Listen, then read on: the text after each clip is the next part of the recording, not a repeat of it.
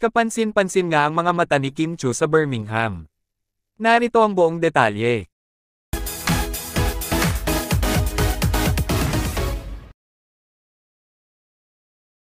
Sa naging performance nga ng Kim Pao sa Kapamilya Kalayaan Caravan 2024 sa Birmingham, ay labis-labis ang pagkakilig ng mga fans at supporters, dahil sa lahat nga daw ng naging performances nila, ay ito nga lamang daw ang may malalim na emosyon na pinaghuhugutan ni na Kim Chiu at Paolo Avellino.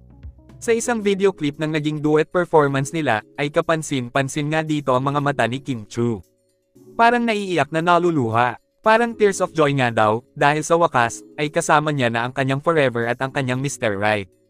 At habang kinakanta nga ni Kimi ang lyrics ng kanta na, sana'y hindi na tayo magkahiwalay, kahit kailan pa man, sabay-sabay ng binasa ng mga fans at supporters ang mga labi ni Paolo Avellino. At mababasa mo nga sa mga labi ni Paolo ang sinabi niya na, tayo na forever. Grabe, mga manhid na nga lamang daw ang hindi makakabasa ng totoong damdamin ng Kim Pao sa isa't isa. Dahil nga sa mga mata dito ni Kim Chiu at Paolo Avellino, ay kitang-kita mo na agad kung ano ang tunay na saloobin at damdamin nila sa bawat isa.